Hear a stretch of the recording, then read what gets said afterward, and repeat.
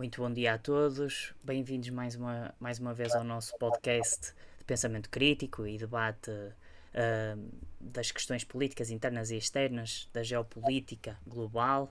Gostamos sempre de ser um bocadinho ecléticos e tocar em várias questões ao mesmo tempo.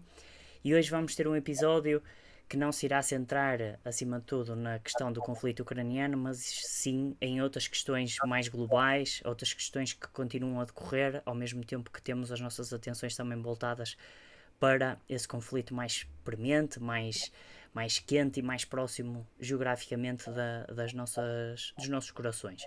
Nesse sentido, vou também começar por passar a palavra ao Eduardo, porque vamos falar de uma área que é muito querida, que é uma área de grande conhecimento e de especialização dele, e vamos falar sobre aquilo que se pode considerar talvez de um cerco geoestratégico à China, aquilo que se está a passar à volta deste grande ator internacional e quais são os desenvolvimentos mais recentes. Acho que há desenvolvimentos na zona ali do Pacífico, certo?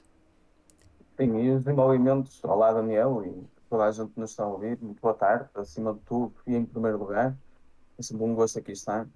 Eu diria que esses desenvolvimentos regionais têm efeitos que transcendem em muito a região e também não se circunscrevem apenas à região do Indo-Pacífico.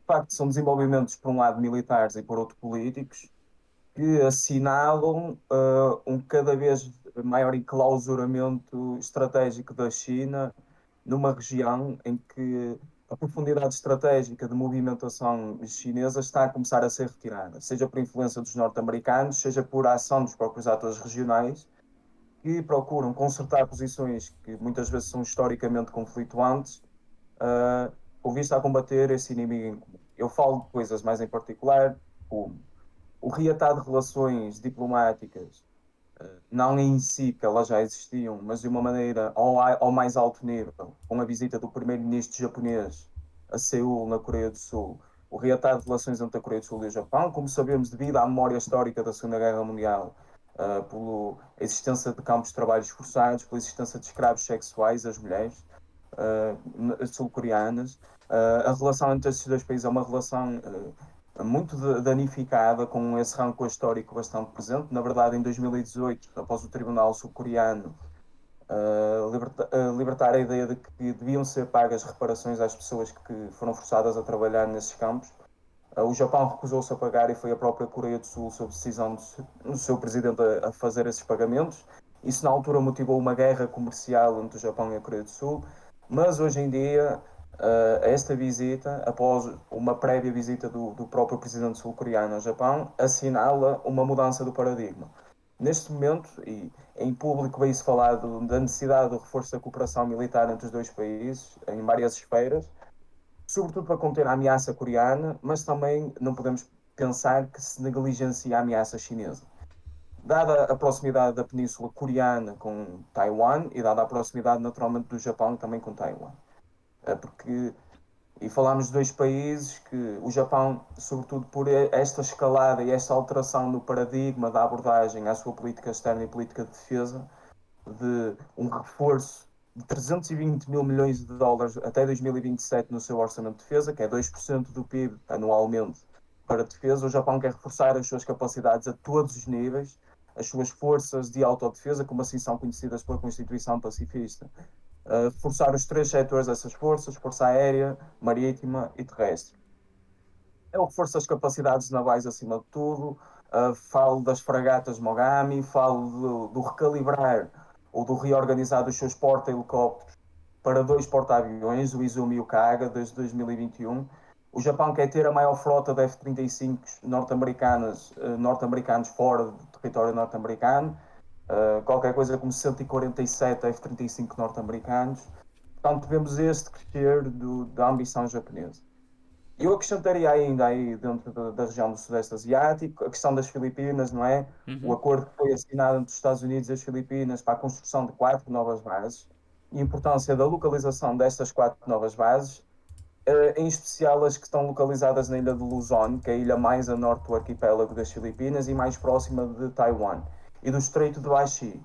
O Estreito de Bashir, caso não saiba, é um dos três estreitos pelo qual Taiwan, a ilha de Taiwan, Não é, são três choke points marítimos pelos quais a ilha de Taiwan é um ponto intermediário.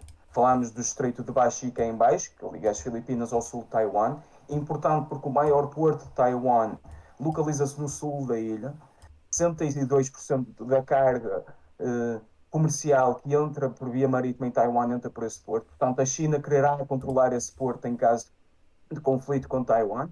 E ter o controle estratégico deste ponto marítimo fundamental, o Estreito de Baixi, será importante. Daí os Estados Unidos também terem essa presença forçada e as Filipinas também verem isso com muita atenção.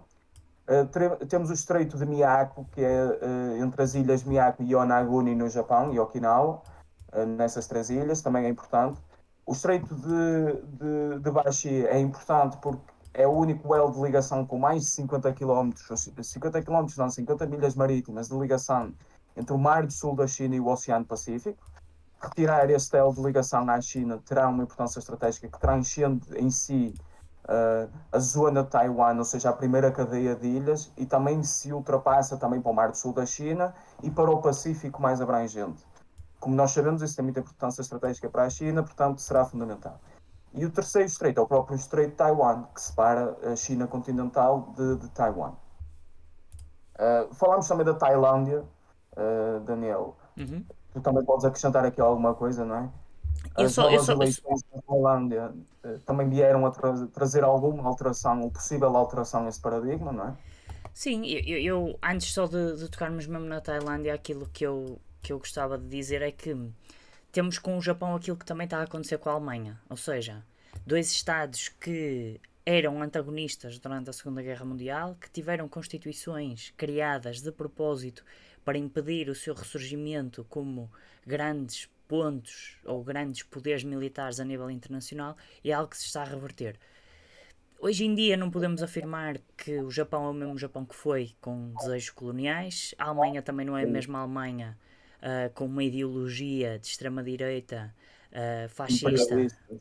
e imperialista, que assentava no conhecido Lebensraum, no living space, no espaço necessário para a nação se desenvolver e para a raça se desenvolver em si, mas não deixa de solidificar o ponto que acho que é geral hoje em dia, que é o mundo continua a tender para um estado de tensão, para um estado de ebulição.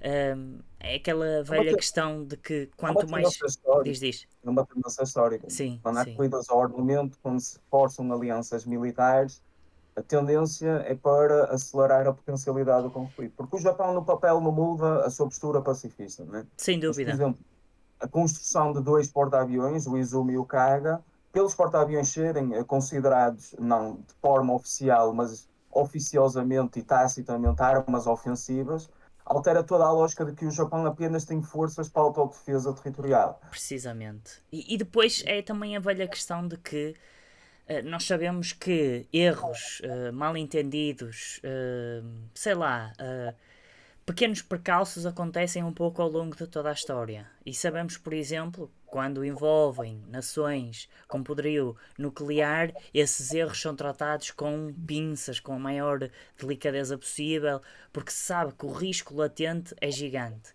Se de uma forma global as relações internacionais, o globo em si, se está a transformar e a aumentar esse risco latente através da corrida aos armamentos, se os Estados se sentem cada vez mais preparados, prontos e capazes, mais facilmente também despoletam uma resposta militar em vez de despoltarem uma resposta política.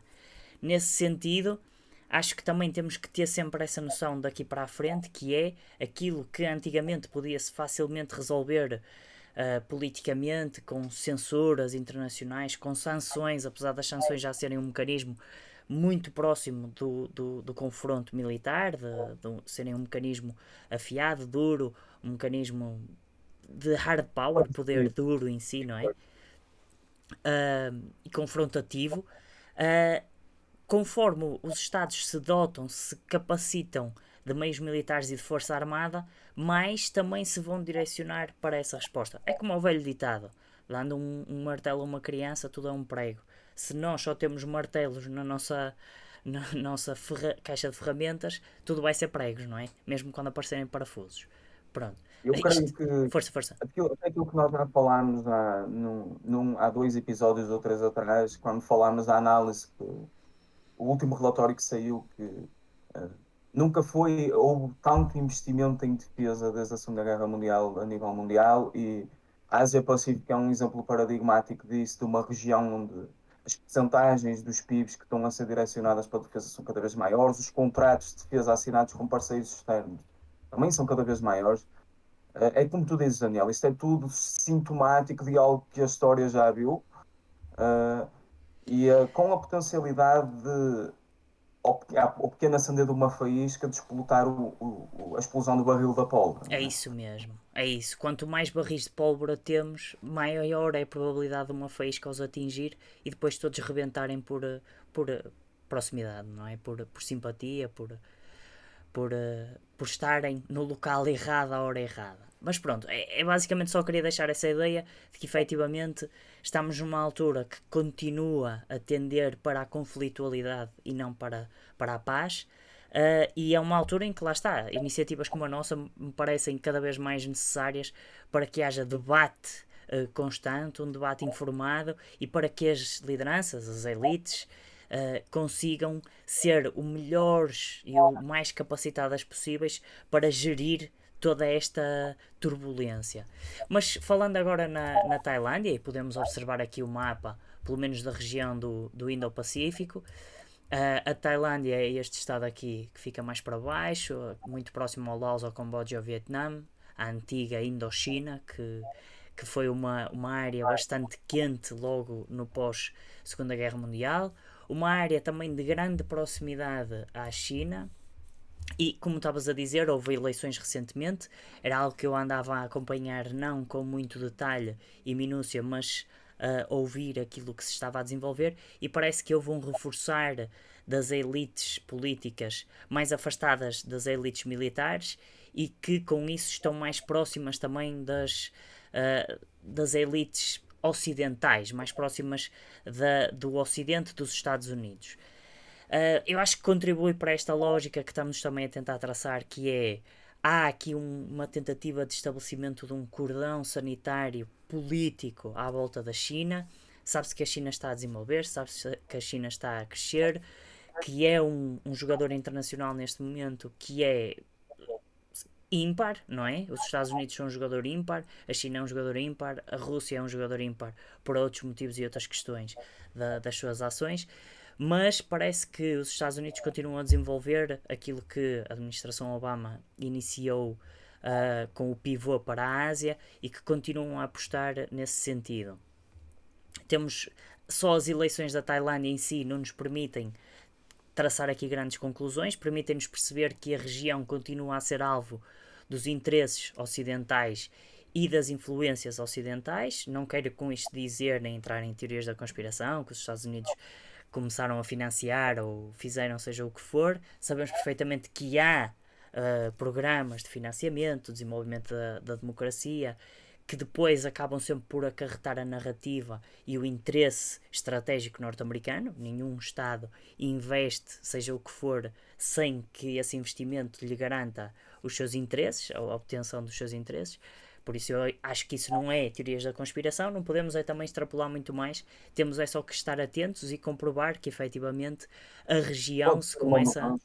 Isso, que a região se começa também lá está, a tornar mais debatida, mais dividida, mais objeto de cobiça por vários centros de poder e transitando também rapidamente, porque acho que tu também tens muito a dizer e eu tenho muito a dizer e é algo que tem estado sobre a análise internacional, que é toda a instabilidade e turbulência que tem ocorrido no Paquistão com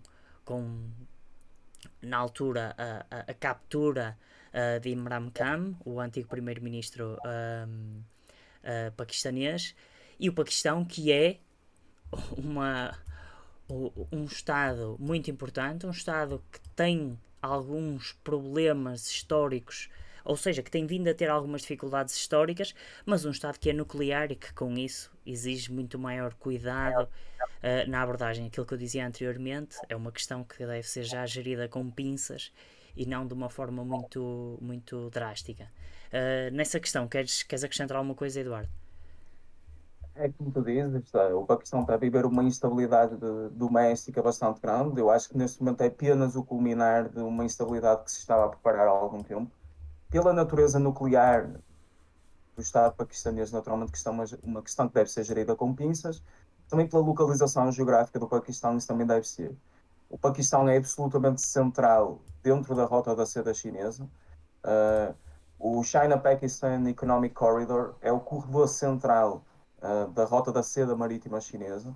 E para nós termos uma noção dos 15 projetos previstos ao largo do porto de Gwadar, no Paquistão, que daria acesso à China ao Oceano Índico, que não consegue ter pela China continental, dos 15 projetos previstos, apenas 3 arrancaram. E os restantes ou estão completamente por arrancar ou praticamente incompletos. O que é que isto sinaliza? E há quem aponte que esses empréstimos que a China concedeu por aumentarem a dívida pública do Paquistão, que não conseguia encontrar credores internacionais para os cobrir, ter que pedir novos empréstimos à China para os poder pagar, foi um dos fatores que acelerou toda esta instabilidade social e doméstica dentro do país, porque muitas fações, até do lado dos militares, criticam esses investimentos da China, porque, naturalmente, como sabemos, a Belt and Road é para a construção de infraestruturas, a promoção do comércio livre e ininterrupto, mas, ao mesmo tempo, também clausura os países que beneficiam da construção dessas infraestruturas em dívida.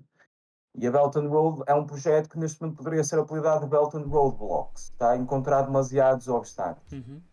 Para termos uma noção dos 1.200 projetos iniciados, 10% estão ainda numa fase demasiado prematura ou em vias de ser cancelados. 60% dos países nos quais a China faz investimentos no âmbito da Belt and Road são países considerados em stress financeiro, com pouca capacidade de pagar de volta esses projetos. Dentro da própria Belt and Road e nessa região do Paquistão, eu subiria para cima para o Afeganistão. A China fez um acordo no início deste ano com os talibã para a exploração de uma mina petrolífera, de uma mina, um jazigo petrolífero, acho que é assim Sim, que se sim, chama. sim. O Afeganistão é riquíssimo em minerais, para a extração desses minerais e aparentemente está em preparação um acordo para a integração do Afeganistão neste China-Pakistan Economic Corridor, Uhum. para o Afeganistão ser mais um país de trânsito dentro ali, Médio Oriente, já Ásia Central, fugir para a Ásia Central, não é? Como sabemos, a China tem o dilema de Malaca e quer utilizar todas as vias alternativas e possíveis para o transporte, sobretudo de energia. E essa via terrestre pelo Paquistão e posteriormente Afeganistão, quer via terrestre, quer via marítima também, depois por causa do acesso ao Índico pelo Porto Guadar, seria uma dessas alternativas. Naturalmente, com esta situação toda no Paquistão, isso está cada vez mais difícil. Mas eu Só para também sublinhar. cheguei a ouvir qualquer coisa sobre uma aproximação dos Talibã com o governo paquistanês, qualquer coisa muito nesse sentido. Lá está, muito ao de leve, mas. O problema dos talibã é que o Afeganistão é dividido em cerca de 16 minorias étnicas, sendo que uma é totalmente prevalecente, que são os Pashtun. Só que essa minoria étnica, que é uma maioria dentro do Afeganistão, também está dividida entre o território do Afeganistão e o Paquistão. O Afeganistão é um país landlocked, ou Sim. seja, para ter acesso ao mar tem que vir pelo Paquistão. E os Pashtun estão divididos na zona norte, noroeste do Uhum. Paquistão. Há uma facção dos talibã que opera a partir daí. Eles têm levado a cabo demasiados ataques terroristas a partir dessa região.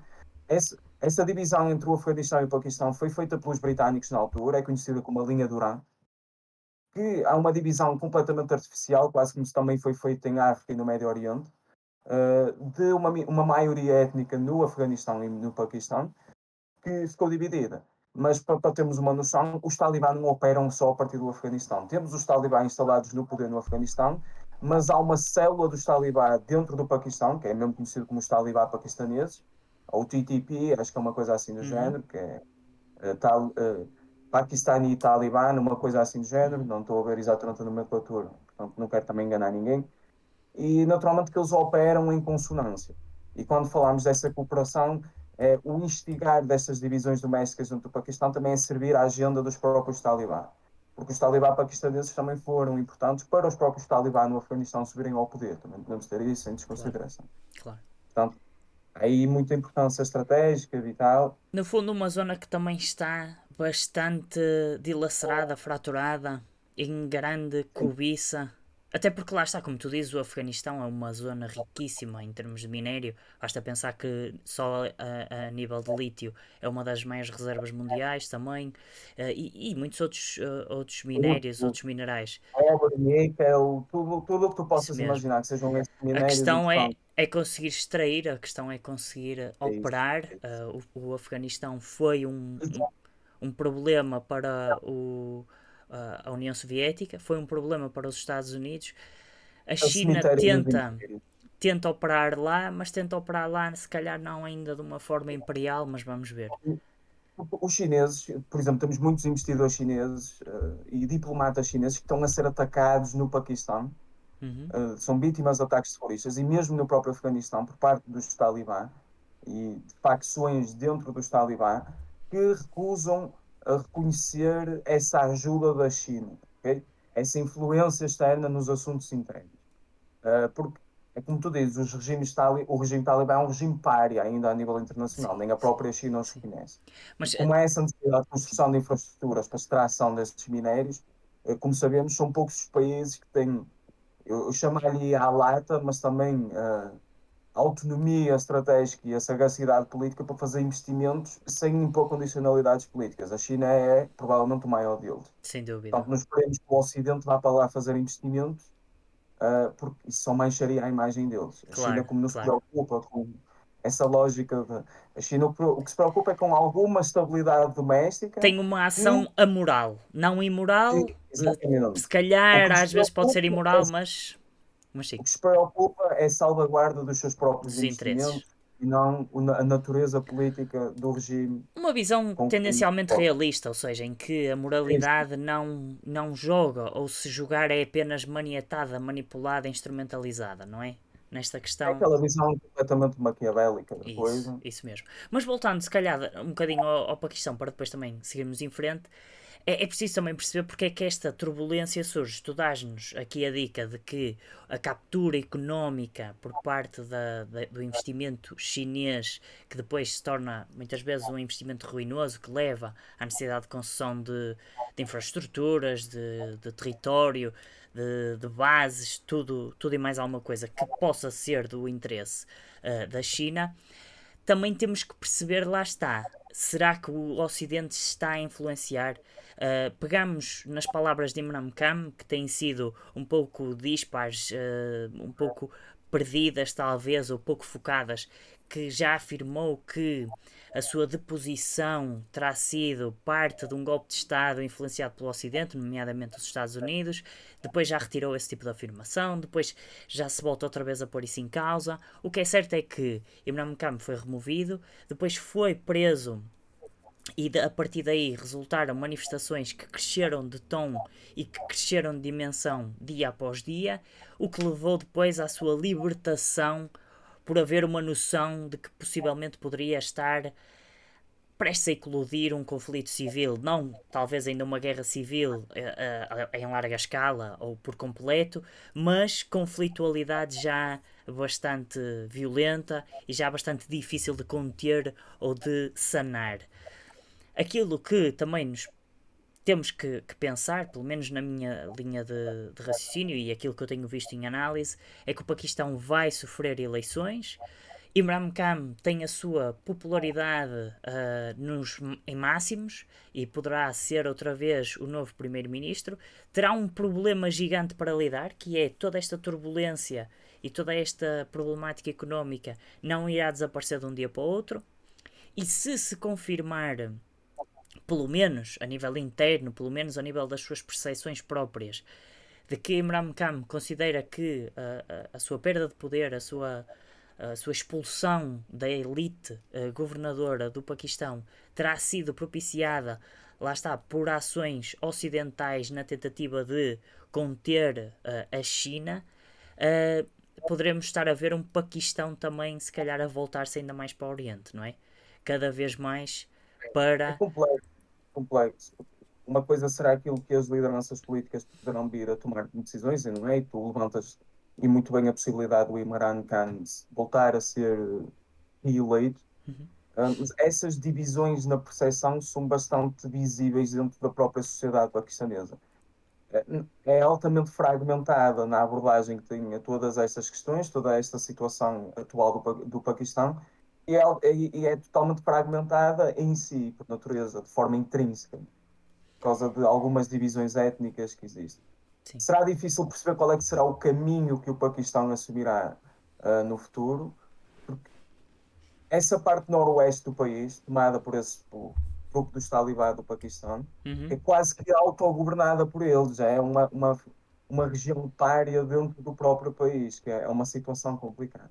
Vamos ver como é que isto se vai desenvolver no futuro. Eu acho que vai E ser consequências para efetivamente uma zona que vai exigir muita atenção, porque lá está, temos essa questão da conflitualidade ou dos interesses afegãos no Paquistão, temos a antiga e conhecida conflitualidade com, com a Índia, principalmente na zona ali de Caxemira.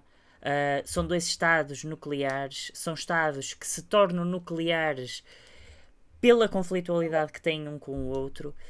Ao mesmo tempo, a sociedade paquistanesa sempre foi uma sociedade com baixos índices de desenvolvimento económico, ainda em desenvolvimento, pelo menos podemos afirmar isso. E lá está, toda esta dinâmica nuclear que nos, pelo menos, avisa de que uma fragmentação, uma falha estadual, o Paquistão tornar-se num Estado falhado, é muito grave, é muito perigosa, porque isso pode significar a perda do controlo dos armamentos e das capacidades nucleares, e com isso temos um problema sério em mãos, gravíssimo, especialmente dada a proximidade ao Afeganistão e ao regime talibã, que sabemos perfeitamente que tem esse tipo de recurso a ataques terroristas e que tem alguma dificuldade em relacionar-se com o Ocidente de uma forma em geral, e quase como qualquer outro Estado, não é? E pode promover a turbulência a nível global. Temos que continuar a avaliar. O Afeganistão tornou-se num Estado, apesar do Paquistão também ser um Estado militarmente muito forte, o Afeganistão herdou uma força militar altamente tecnológica e desenvolvida graças à retirada fracassada dos Estados Unidos. Acho que é uma zona que vai continuar a despertar muita atenção, muito cuidado por parte da análise geopolítica em geral.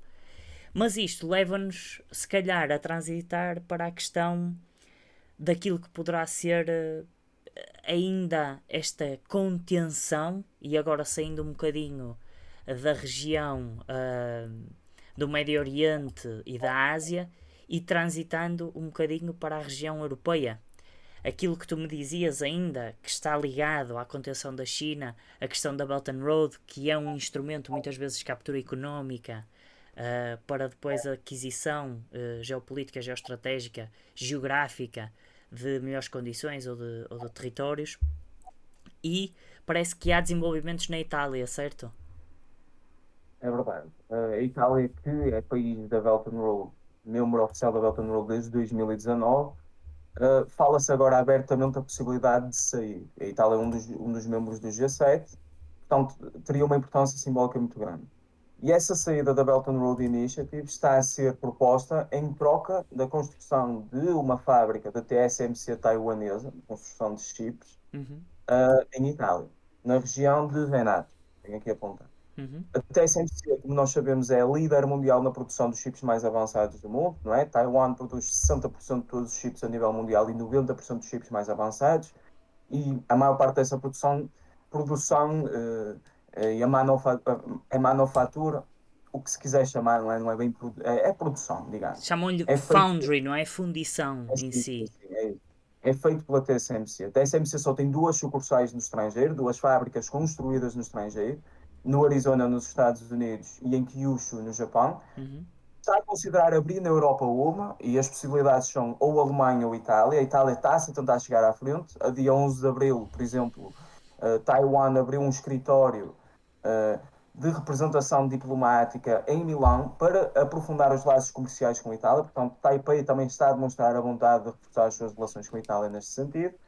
E a primeira-ministra italiana já veio falar abertamente da possibilidade da saída da Itália da Belt and Road Initiative, para beneficiar de toda esta questão da construção dos chips taiwaneses, porque nós sabemos a indústria automóvel italiana, por exemplo, está muito dependente destes chips.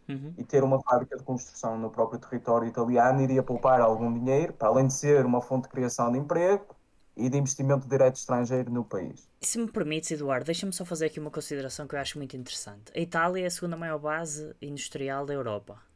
Não é a segunda maior economia, a França acaba por adquirir essa posição. Sabemos que a Alemanha é a maior base industrial e a maior base económica, mas a Itália é a maior base industrial. Nós muitas vezes não temos essa noção, mas há muita da produção industrial europeia que vem efetivamente da Itália. E eu acho muito interessante esta mudança e esta tentativa de captura deste investimento face à Alemanha, porque a Itália tem benefícios a nível da energia derivados do contacto com a Turquia no fornecimento petrolífero e de gás, não é? Gás que muitas Sim. vezes é russo e que a Itália até tinha um pipeline projetado para ter acesso direto ao gás russo, nesse sentido. Eu acho muito interessante haver esta oposição direta entre a Alemanha e a Itália na tentativa de captura deste investimento, quase como a dar a entender que a Itália quer se calhar assumir um papel de maior preponderância dentro da Europa em si, não é? Sabemos perfeitamente que os chips é fundamental para a E economia autonomia, e para o e futuro, autonomia, isso mesmo. será? E essa questão que tu levantaste parece-me também extremamente pertinente, que é a indústria automóvel do futuro. Toda a indústria do futuro será baseada em chips, mas a indústria automóvel do futuro irá ver esta transição. Nós lembramos perfeitamente durante a época da pandemia, houve grandes problemas nas supply chains, nas cadeias de fornecimento de produtos, na indústria automóvel. Porquê? Porque os chips efetivamente estavam bloqueados, estavam com baixos índices de produtividade e então a capacidade de produção automóvel caiu a pique. Até houve momentos, eu lembro-me de ouvir alguns relatos, podem ser anedóticos ou serem só pontuais, mas eu acho que eram um pouco sistémicos, de que havia falta de veículos novos em si, ou seja, havia demasiada procura face à oferta que conseguia disponibilizar carros novos. Eu acho muito interessante a Itália estar-se a agarrar a isso, estar a competir diretamente com aquele que é o maior produtor automóvel do mundo, a Alemanha em si, não é? Que é uma das maiores componentes da sua economia, a indústria automóvel, sendo que a indústria automóvel italiana sempre foi muito forte, marcas Fiat, Alfa Romeo, Lancia, muitas delas marcas icónicas que vieram lá está nesse sentido. Acho muito interessante, acho que há aí um pensamento estratégico muito próprio. Poderá haver aqui desenvolvimentos também no futuro, mas também queria fazer a ponte e a ligação, e vou-te pedir a tua opinião depois nesse sentido para avaliar se eu estou a pensar bem, que é, tu falaste que a TSMC só tem duas fábricas, duas fundições fora do território taiwanês, no Japão e nos Estados Unidos.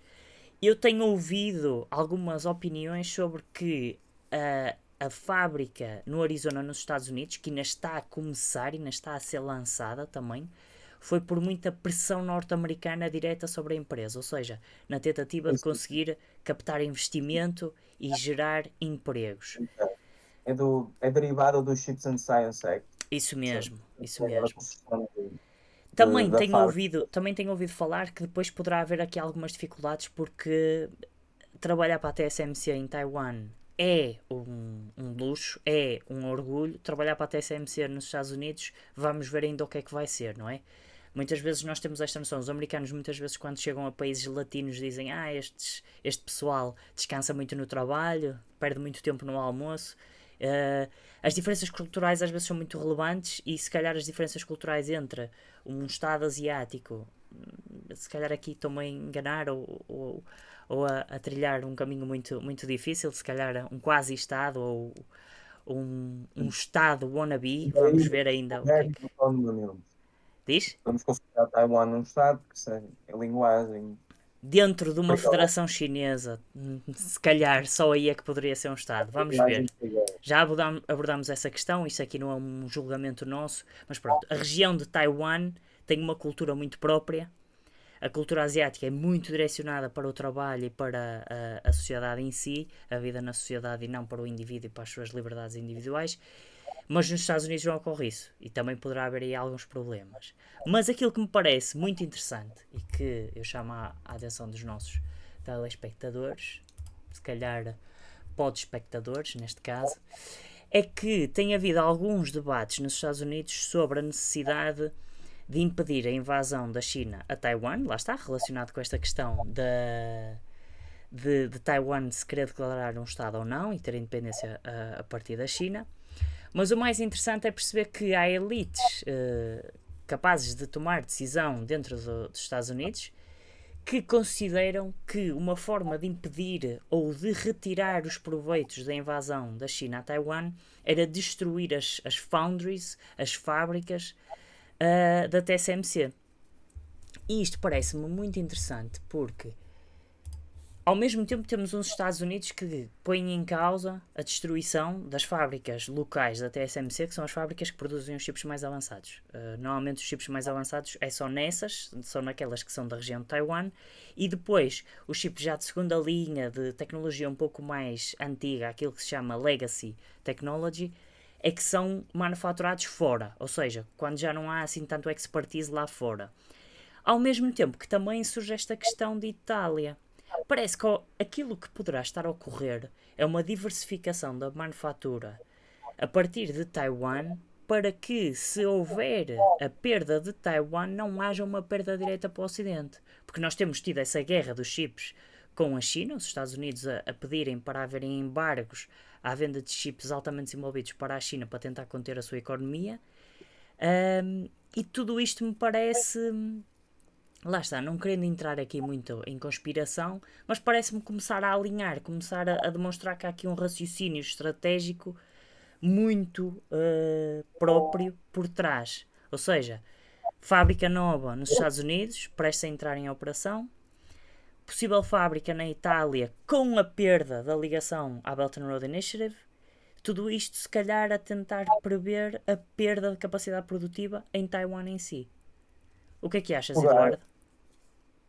acho que é uma lógica muito astuta, porque de facto não quero dizer que é isso que está de forma basilar, de forma subjacente a todo este raciocínio, mas é algo que deve estar no pensamento dos decisores estratégicos ocidentais. Porque a ameaça da invasão chinesa, naturalmente, que é uma ameaça à indústria dos chips e tornar aliciante a TSMC realocar a sua produção de alguma forma, ainda que limitada para o estrangeiro, salvaguarda a possibilidade de que o mercado dos chips globais não seja totalmente desrompido com uma guerra com a China. Poderá ser um pensamento estratégico por parte do Ocidente e, como sabemos, vamos pensar na localização destas fábricas. Por exemplo, o Japão tem a sétima frota norte-americana lá perto, a Itália tem a sexta frota norte-americana lá perto, bases da NATO. A Itália também as suas próprias forças armadas de acesso ao Mediterrâneo Zonas e nos geopoliticamente blindadas, não é? exatamente geopoliticamente importantes, mas também geopoliticamente protegidas. Isso. E por termos, ou seja, há alguma tentativa de o fazer, também vejo as coisas nessa perspectiva, eu acho que tu viste as coisas de uma forma bastante astuta, como eu te disse. Uh, não creio que seja necessariamente esse o objetivo primordial, mas de Sim. facto é uma consideração a ter em conta.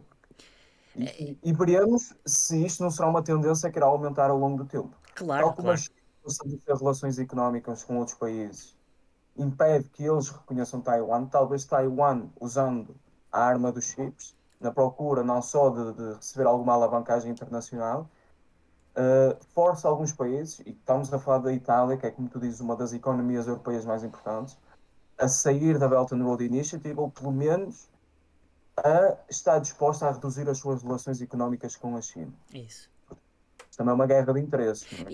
E aquilo que me faz É pensar. o grande povo que Taiwan tem, É nos isso. chips.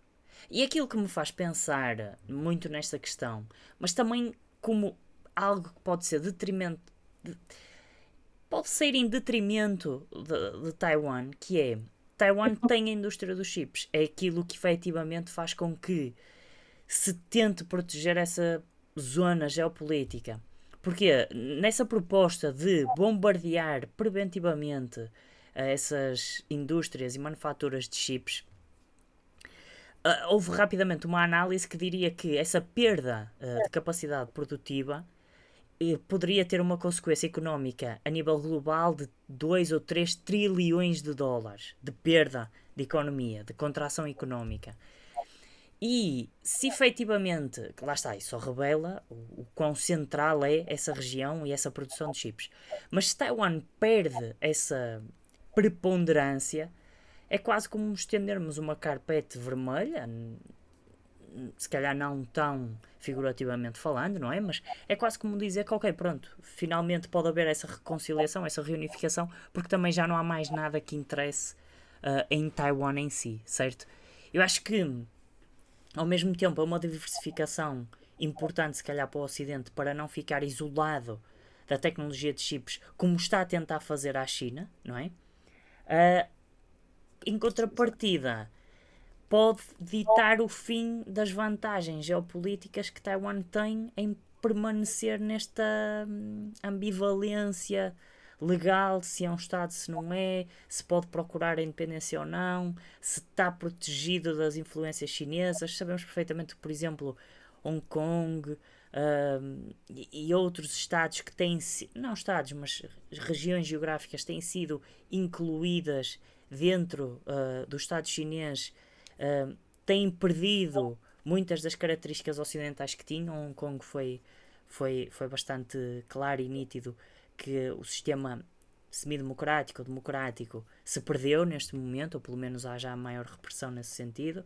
E Taiwan se calhar pode ter um futuro muito semelhante, porque parece que o Ocidente também está pronto, não a desistir, porque continua a fornecer armamento de forma consistente, mas ao mesmo tempo, se calhar, aqui a surgirem algumas dúvidas estratégicas sobre se devemos continuar a apostar na região ou não. Não sei se não não é achas que muito. é relevante esta afirmação em si. É, eu acho que é mais uma salvaguarda de, de que os espólios, todo este conflito, não irão cair todos nas mãos da China, e também é uma salvaguarda dos interesses económicos em si. Não será um desconsiderado a importância estratégica de Taiwan em si, o território de Taiwan, mas o reconhecimento da importância económica de Taiwan para a economia global e da proteção da sua própria economia. Como nós sabemos, será difícil, de qualquer das maneiras, a China fazer uma invasão a Taiwan, seja pela topografia, Uhum, seja. O Taiwan está blindado até aos dentes, não é? uhum. Sabemos disso, pela ajuda ocidental que tem. Portanto, pela presença ocidental que nós temos a andar, a descrever e tudo isso, o território de Taiwan vai ser defendido de forma brutal pelas potências ocidentais e, naturalmente, pelos Estados Unidos da América, acima de tudo. Uh, Será defendido. Mas, pronto, é prever a Uhum. possibilidade de que, se o território eventualmente cair em mãos dos chineses, há esta salvaguarda, por muito mínima que ainda seja, de que as coisas poderão não ser assim tão negativas. A economia mundial, sobretudo nos chips, não é? Que é essa a grande influência que Taiwan tem na economia mundial, não terá essa disrupção absoluta. Sim, E não serão os chineses a controlar na totalidade os chips. Naturalmente que eu não acredito que estas fábricas de fundição tenham a mesma capacidade produtiva que as fábricas que a TSMC tem em Taiwan têm, tem em si, têm neste claro, momento, claro, não é? claro. Tem neste momento. Não Mas é sei também se preciso serão perceber que alargadas, serão construídas mais, o que é que será ainda feito, a mas indústria dos já, chips, depois também é preciso perceber que a TSMC manufatura, fabrica os chips, mas a propriedade intelectual não é desenvolvida pela TSMC, é desenvolvida pela é, Intel, a AMD, a Nvidia, outras software, marcas. software, o equipamento de construção, Isso. o design Equipamento dos chips, litográfico, tudo mais. tudo. Tudo isso é muitas vezes desenvolvido por outros stakeholders envolvidos no processo. Exatamente. Mas, quando aquilo que se diz when the rubber meets the road, ou seja, no ponto de contacto entre esse processo todo e a efetivação da produção, é em Taiwan. É o centro nevrálgico dessa produção. Uh, vamos ver. Eu acho que agora se calhar também aproveitávamos para transitar, se calhar também para a última questão neste cerco que é tu tinhas-me falado sobre a criação de uma organização chamada I2U2, certo? Sim, não é? É quase como um grupo, a Uhum. lembrar o Squall, criado na, entre os Estados Unidos, a Índia, o Japão Índia, e a Israel, Austrália. Estados Emirados Unidos e Estados Unidos. Acho que é isso. Pelo Emirados menos Árabes, aqui exato. na I2 por notícia. causa de Índia e Israel, Estados Unidos e Emirados Árabes Unidos por causa do YouTube. Isso mesmo. É um grupo que está a tentar combater economicamente a influência da China. É um bocado irónico, não é? Temos a Índia, mesmo dos BRICS, mas também não Sim. quero que a Belt and Road se expanda assim tanto, porque a Índia, no fundo, está a ser cercada. Temos os Emirados Árabes Unidos, que ainda é um caso mais irónico, porque os Emirados Árabes Unidos estão a reforçar a sua relação com a China, mas também têm uma relação muito íntima com os Estados Unidos da América. Por exemplo, tem um contingente militar de 5 mil homens dentro dos Estados Unidos. E o que é que o I2U2 está orientado essencialmente para fazer? Cooperação económica entre os seus membros e construção de infraestruturas um bocadinho a combater a expansão da Belt and Road para aquela região. Como Uhum. sabemos, a região do Médio Oriente eh, tem alguma deficiência no que diz respeito a vias de comunicação e uma ideia que foi lançada por Israel quando o I2U2 foi criado em 2021 foi agora avançada para cima da mesa com uma possibilidade real. Israel não faz parte oficialmente do projeto ainda, faz a Arábia Saudita, que é ainda mais Uhum. irónico, mas também demonstra como aquilo que nós também temos vindo a defender, estas potências, Emirados Árabes Unidos, Arábia Saudita, estão a tentar ter essa postura o mais ambivalente possível, a tentar tirar o máximo proveito de tudo o que conseguirem da sua relação com as grandes potências. E esse projeto é de construção de uma rede ferroviária extensíssima que ligue o Golfo Pérsico até à Índia, ok? Para Uhum. fazer transporte de todo tipo de produtos, bens, serviços, pessoas. É como eu estava a dizer, uma forma de contrariar a expansão da influência chinesa, também é uma forma de interligar estas economias e, naturalmente, que os Estados Unidos serve o propósito de preservarem ainda alguma pegada naquela região, Uhum. num momento em que a região gravita cada vez mais, não só para os lados de Pequim ou Moscou, para o leste, mas gravita mais sobre si mesma, está a querer, acima de tudo, afirmar a sua autonomia estratégica perante a influência de potências ocidentais e perante, sobretudo, a interferência de potências, sejam elas de que natureza ou identidade ou região do mundo forem, nos seus próprios assuntos internos. Isto pode ser um bote salva-vidas, na teoria, para os Estados Unidos para salvaguardar essa presença ainda na região. Sim. Não sabemos ainda qual é que será a extensão disto na prática, porque para já o projeto ainda é só idealizado. Uhum. Como é que isso vai manifestar? Se irá materializar noutro tipo de projetos similares, Sim. como é que isso se manifestará? Mas, pronto, na minha perspectiva, são estas as possibilidades que isso levanta. É mais um indício, lá está, desta tentativa de contenção, não é? Há aqui o projeto da Belt and Road e há, no fundo, uma tentativa de aplacar um bocado esse projeto com interesses norte-americanos metidos no meio para impedir que esses Estados se deixem Sim, capturar. porque temos, ao mesmo tempo temos os serviços de inteligência norte-americanos, por exemplo, falando dos Emirados Árabes Unidos, Uhum. a acusar a China de transformar o seu maior porto nos Emirados Árabes Unidos, o Porto de Khalifa, é Uhum. praticamente explorado pelos chineses, numa base marítima militar. Uhum. Falam de uma coisa que é o Plano 141, que a China até 2030 quer ter 10 portos de ajuda logística ao Exército de Libertação Popular e à Marinha do Exército de Libertação Popular e 5 bases militares no estrangeiro. Como sabemos, a China oficialmente só tem no Djibouti. Tem as Uhum. do Mar do Sul da China que não são reconhecidas como bases, mas há quem diga que há muitas possibilidades da China construir bases e esses portos. Falámos de países como Singapura, que são aliados norte-americanos, Indonésia, que são parte da Belt and Road e também são aliados norte-americanos. Uhum. Falámos dos Emirados Árabes Unidos, falámos de outros países em África, falámos do Quênia, falámos de Moçambique, também Angola se levanta muito essa possibilidade. Uhum. Uh, Falámos do Camboja eventualmente poder vir a pertencer. Portanto, há muitas possibilidades. A China tenta sempre diversificar os seus parceiros. Uh, mas, por exemplo, esses países, os Emirados Árabes Unidos, têm esta relação com a China, mas ao mesmo tempo têm 5 mil tropas norte-americanas no seu terreno. São um dos maiores compradores de armas aos Estados Unidos. A Arábia Saudita, nós já falámos disso milhentas vezes, Uhum. está a afirmar a sua relação com a China, mas não pode desligar a Sim, de ajuda repente, militar claro, norte-americana. claro. E é de longe o maior importador de armas norte-americanas a nível mundial. Pelo menos até haver uma alternativa que consiga preencher esse vazio, não é? Não é fácil A fazer China esse também se decoupling. imiscui, a China também se imiscui desses acordos de defesa, sobretudo com os países do Médio Oriente.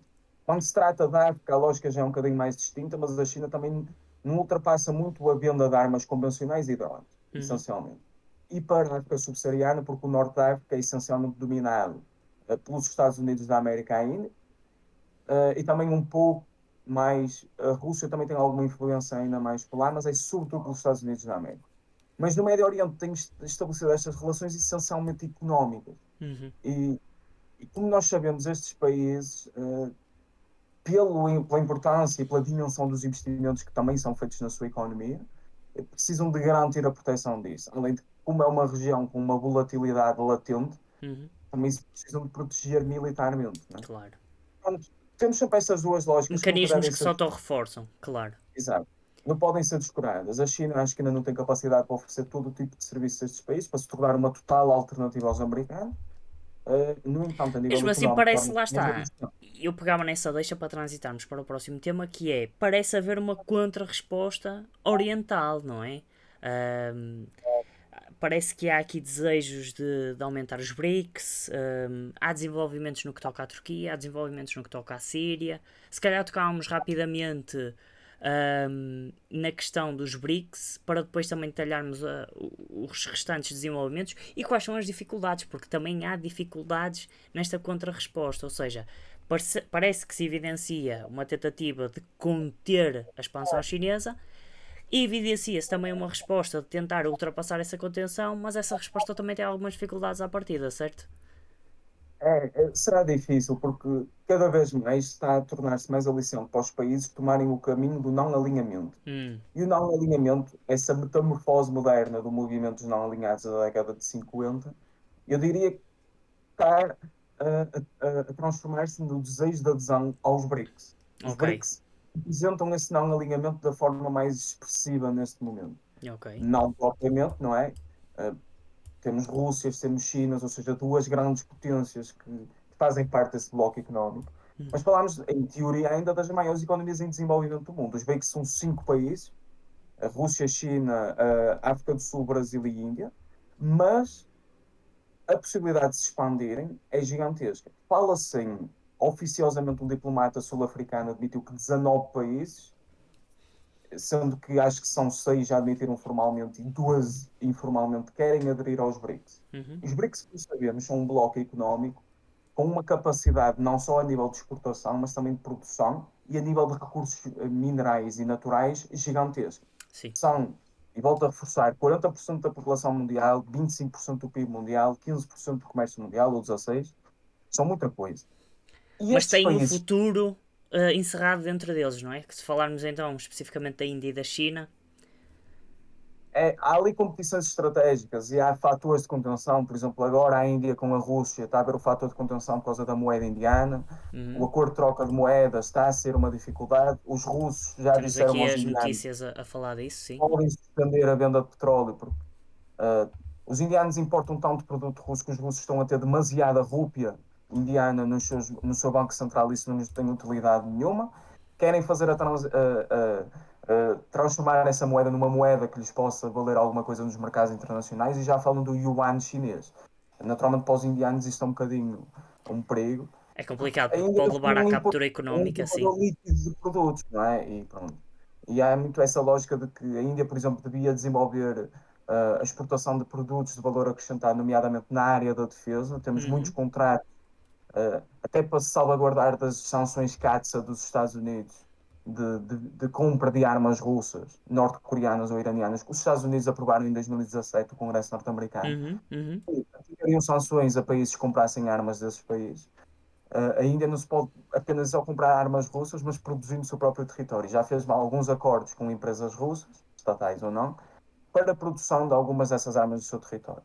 E o S-400, por exemplo, Isso é um mesmo. exemplo de uma dessas armas, mas como A Rússia tem excedentes de petróleo e pode vender à Índia facilmente, mas o S-400 não é um excedente, há necessidade deles para a guerra na Ucrânia. Aquela lógica realista de que, ok, o petróleo tem excedentes, podemos daqui continuar a fornecer sem ser tão central, mas os S-400 no momento de guerra são centrais e não podem ser abdicados facilmente. Há para responder isso também. Tem para o desenvolvimento das tecnologias de submarinos indianos a partir do P-151 russo, das tecnologias dos tanques dos Armata russos, das tecnologias dos caças indianos a partir do Su-75 Checkmate russo. Uhum, Há muito essa lógica. Temos esses fatores de contenção, mas de facto o grupo dos BRICS é aliciante juntar-se, porque oferecem este não alinhamento, mas uma alternativa ao sistema económico atual, porque é um bloco económico com muito poder, ao sistema atual totalmente dominado pelo dólar.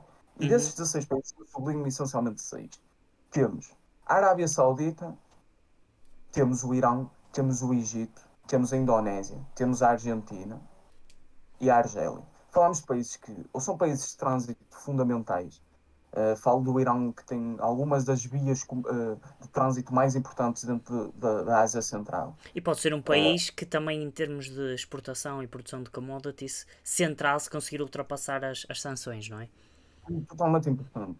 Por exemplo, a Rússia tem salvaguardado muitas sanções internacionais através daquilo que se chama o North-South International Transport Corridor, que passa pelo Irão. Temos o Egito, que tem o Canal de Suez, que é um país de transporte também fundamental. Temos a Argélia, que é uma das maiores potências mundiais a nível de produção de gás natural. A Arábia Saudita, que é o que nós reconhecemos todos como a nível de produção de petróleo. A Uhum, Indonésia, que é uma das economias em desenvolvimento com maior potencial do mundo, uma potência demográfica dentro do seu continente. Acho que neste momento é o sétimo ou oitavo país mais populoso do mundo. Temos a Argentina, que também é uma potência demográfica no seu continente. Acho que ainda é a segunda maior economia da América do Sul, atrás do Brasil, que já é membro dos BRICS. uhum, uhum. Neste momento está a passar uma crise profunda. A inflação está a mais de 100% há já algum Mas que tempo. os americanos também estão a começar a exportar armas para lá, por isso também poderá haver aqui uma tentativa, lá está, de jogar de ambos os lados, não é? Tentar extrair É o máximo de lógica, concessões possíveis. é lógica do não alinhamento e não cancelamento. Por isso é que esta Guerra Fria que se está a desenhar já há alguns anos no contexto atual não é uma Guerra Fria estilo Guerra Fria clássica, Uhum, em que a tomada de posição de um dos blocos implicaria toda a negação do acesso ao outro bloco. Neste momento temos países que estão aí pela terceira via, como os não alinhados procuraram na Guerra Fria, de beneficiar um pouco com as relações entre as duas grandes potências, neste caso ainda são duas, se olharmos à capacidade geral, não sim, é? sim. China e Estados Unidos, tentar beneficiar ao máximo do que puderem dessa relação, sem terem demasiado prejuízo a partir disso. E pronto. E é esta definição. Passa um bocadinho por aquilo que se está a passar. E depois aquilo que tu estavas a falar. A questão está nos outros assuntos. Turquia, Síria. Todas estas redefinições e realterações das placas tectónicas geopolíticas internacionais. Sobretudo ali na região do Médio Oriente, que é uma região fundamental, como nós sabemos, a nível internacional. Demonstram como a ordem internacional está definitivamente a caminhar para outra organização. Será Uhum, essencialmente multipolar. A Síria está a ser reintegrada no mundo árabe após ser excluída em 2011 devido à repressão violenta dos protestos por parte do regime de Bashar al-Assad. sem dúvida. A Turquia, com este contexto das eleições, também está num período de instabilidade económica em si, porque está já há algum tempo, não é por Uhum, causa da conquista uhum. das eleições, mas de divisão e polarização doméstica sobre que posição e que a Turquia deve adotar ao nível internacional. Eu acho que invariavelmente aquilo que a sinalética que nos dá é que é um caminho para a multipolaridade, mais do que outra coisa. Sem dúvida, com a integração da Síria de novo não, a integração na Liga Árabe, a questão da Turquia também, eu fui revelando aqui algumas notícias que nos apontam para esta, para este afastamento do Ocidente, por exemplo, há notícias, claro que de um polo narrativo mais próximo do Oriente e até da Rússia, foram notícias, algumas delas da Sputnik e por aí vai, mas que revelam que quer ganhe Erdogan, quer ganhe o seu adversário, a Turquia possivelmente continuará bastante próxima da Rússia, bastante próxima da China, bastante próxima deste, lá está, eixo oriental. A Turquia que também se perspectiva como um possível aderente aos BRICS, não é? Aos BRICS também. Mas eu queria só exatamente. pegar numa coisa porque tu tocaste nisso e faz todo sentido, que é, há aqui dificuldades, há aqui alternativas, não é? Mas as dificuldades são grandes. E, por exemplo, essa questão dos S400, e se os S400 são centrais e não podem ser vendidos até haver forma de converter rupias noutro tipo de commodities ou noutro tipo de bens, e o petróleo não é tão importante nesse aspecto, revela o porquê da necessidade da criação dessa moeda conjunta dentro dos BRICS e que se calhar também necessita, lá está, de mais membros para tornar essa moeda mais capaz. Porque se for uma moeda que é só trocada internamente dentro dos BRICS, é uma moeda que permite à Rússia rapidamente aceder ao mercado indiano, chinês, brasileiro, argentino, turco, da Arábia Saudita, todos os membros BRICS que tenham essa moeda poderão não estar tão presos a fazerem trocas bilaterais e que lhes cria excedentes demasiado grandes de moedas. Essa questão da Índia, em que a Rússia se vê atolada de rupias sem as conseguir gastar porque a Índia não consegue fazer produção de materiais interessantes para a Rússia, se houver essa moeda alternativa de reserva, rapidamente essas rupias são convertidas nessa moeda e depois são usadas para comprar cereais ao Brasil, são usadas para comprar É isso. seja o que for Dado, dentro dado o poder de do sistema commodities que eles BRICS. têm a nível dos mercados internacionais, quanto mais países aderirem, maior será a quota parte que eles dominarão desses mercados a nível internacional. E Sem a dúvida. influência que tem na economia. Porque só assim é que eu acho, na minha perspectiva, que eles conseguem fazer realmente o contrabalanço ao dólar. Isso Senão, mesmo. se não for de outra maneira, será muito difícil, não é? Nós já abordámos em outros podcasts o porquê da dificuldade de ter uma moeda de reserva e o porquê, se calhar, dos chineses também não quererem que o yuan seja moeda de reserva, porque há malefícios associados também. E convido toda a gente que esteja a ouvir este podcast a ouvir outros podcasts para perceber isso.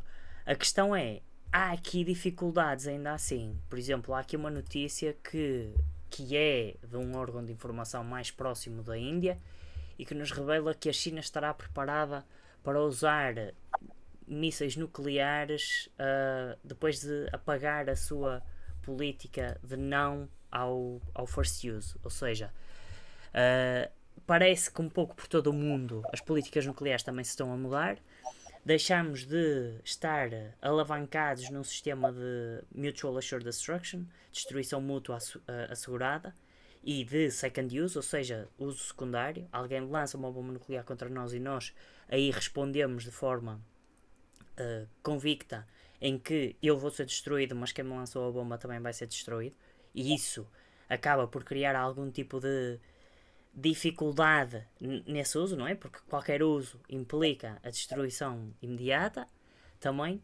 Mas o first use é problemático, porque aí aquilo que nós estamos a advogar é que eu tenho capacidades para usar de forma eficaz, em primeira instância, de forma estratégica e tática, armas nucleares, e à partida presume-se que se nós pomos em causa o primeiro uso é porque conseguimos negar a destruição mútua assegurada, o uso secundário, não é?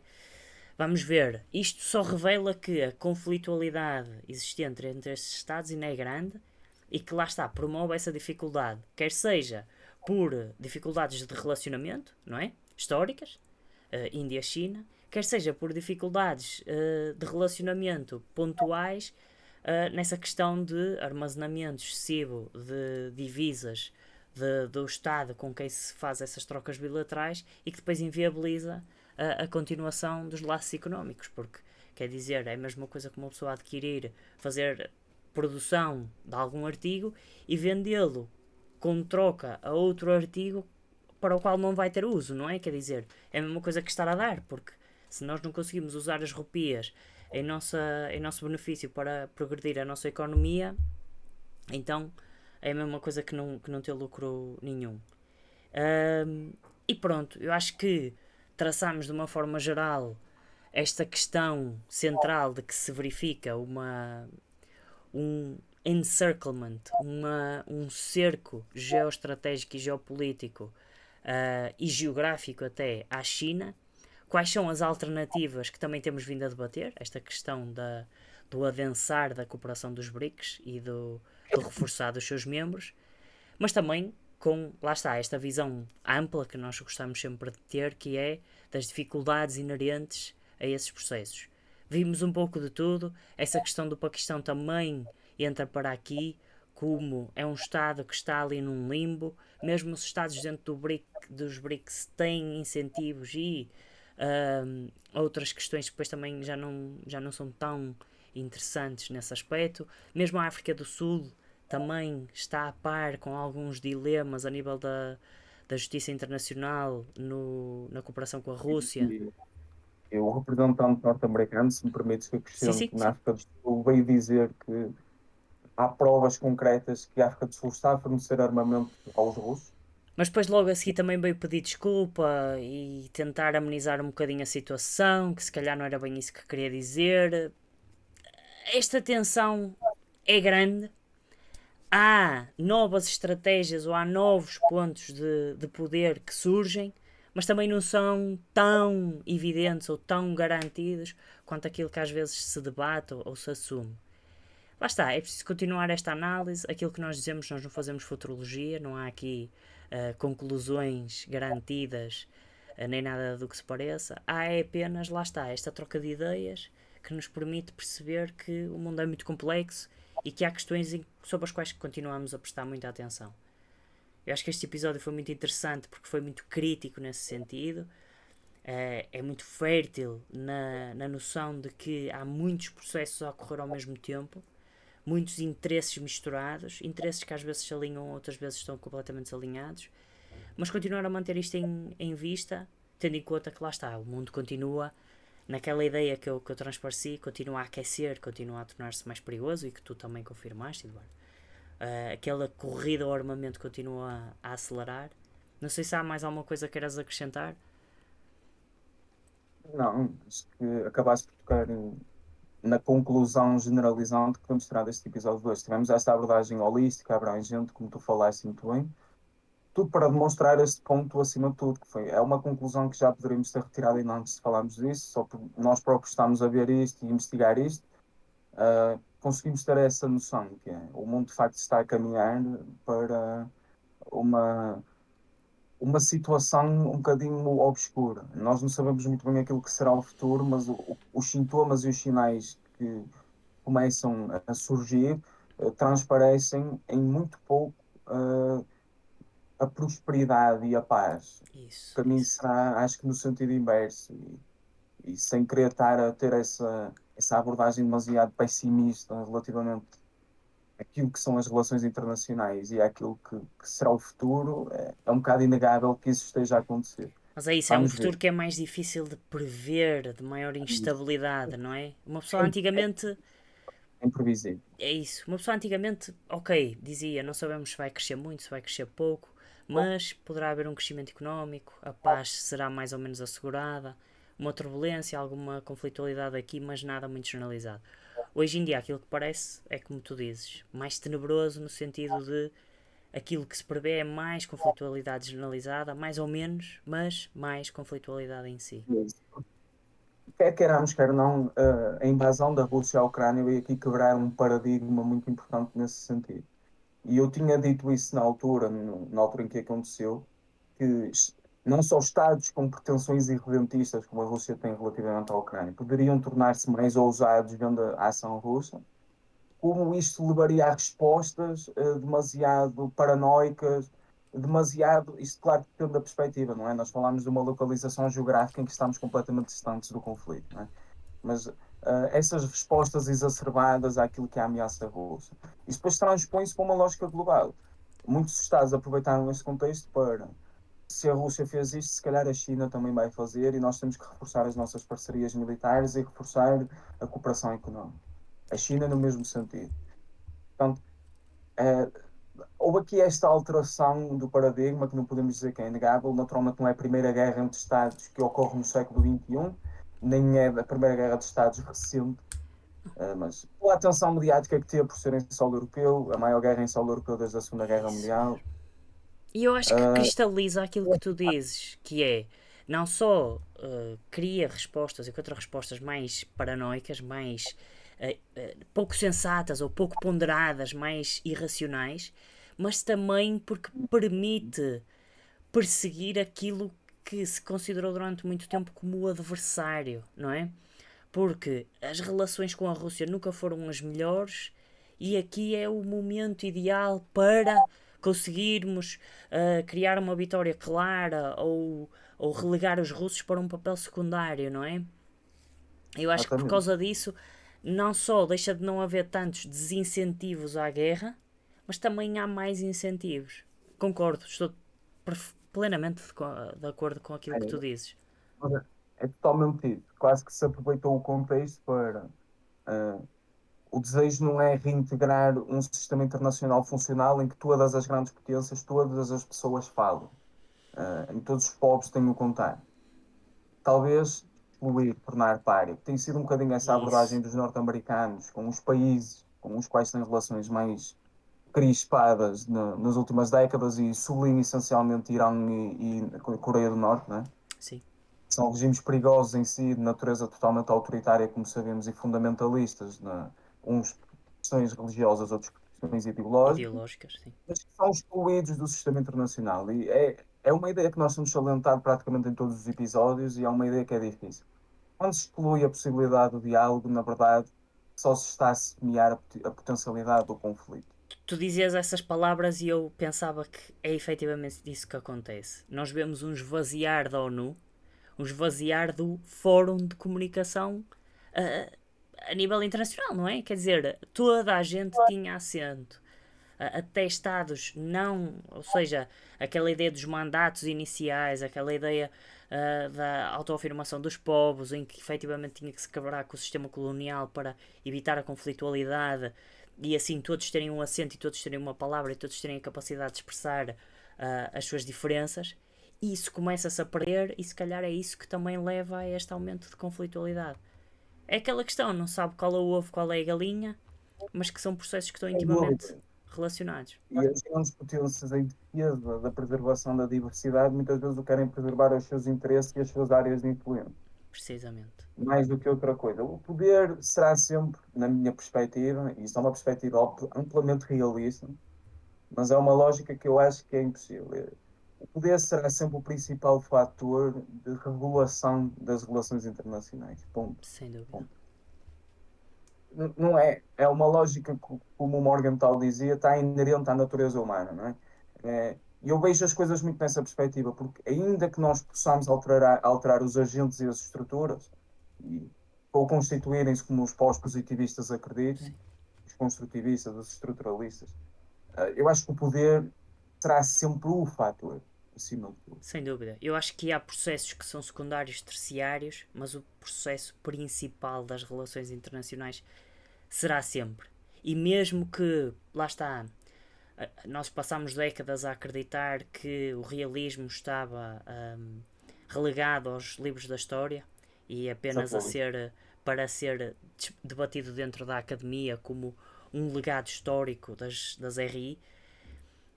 E pode haver momentos em que o realismo, o poder em si é secundário, mas ele existe sempre e passa a ser primário assim que o sistema se fragiliza um pouco. Ou seja, é basilar, é pedra de toque de qualquer sistema de relações entre nações.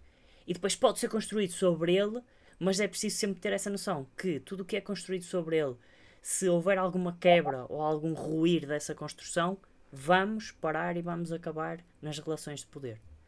É É isso. isso. Muito E bem. pronto. Olha, eu acho que estamos na altura certa, já estamos mais uma vez um pouco longos no nosso debate, mas mais uma vez foi um debate muito rico, muito abrangente e também muito profundo na forma como cada um acrescenta detalhes, especialmente tu, porque as áreas que nós falamos é do teu gosto e é da tua especialidade, mas acho que lá está, é muito proveitoso para quem consegue acompanhar na totalidade os episódios. Nós estamos a tentar sempre desenvolver esforços mais curtos para também ser mais proveitoso para os nossos ouvintes e os nossos espectadores, mas muitas vezes os temas são complexos o suficiente para se alongar o tema em si. Mas pronto, mais uma vez agradecer a todos aqueles que estão presentes e dizer aquilo que digo sempre, que é mantenham-se críticos, mantenham-se no debate, pensem em tudo, debatam tudo, porque só com esta informação ampla e generalizada é que conseguimos, lá está, prevenir muitas das problemáticas que hoje em dia se tornam mais comuns e que nos fazem lembrar tempos mais difíceis.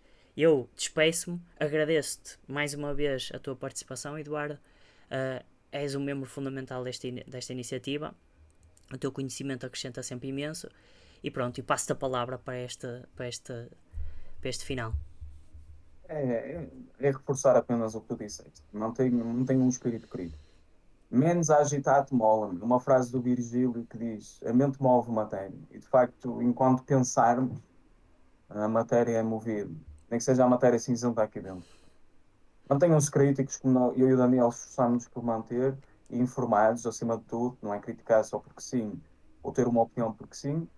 Que esse é um bocadinho o problema da sociedade hoje em dia, também vivo um bocadinho disso, da polarização das opiniões, muitas vezes desinformadas, apesar de termos acesso à informação como nunca ninguém teve. Mas, e procurem alimentar esse debate e junto dos vossos e daqueles que também se entusiasmam, porque isto é como um vírus, não é? Dissemina-se Sem dúvida. e acabamos por ter gosto por aquilo que fazemos, não é? E é um bem-aja a todos e muito obrigado por estarem connosco mais uma vez. Para nós foi um prazer, como é sempre. Daniel, um abraço. É isso mesmo, também. E pronto, e olha, pegando também nas tuas palavras, porque parece-me uma coisa muito, muito interessante aquilo que tu disseste, mantenham-se informados. E eu também só acrescentaria, não se esqueçam que para estarem informados, também têm que perceber onde estão desinformados e o que é que vos está a desinformar.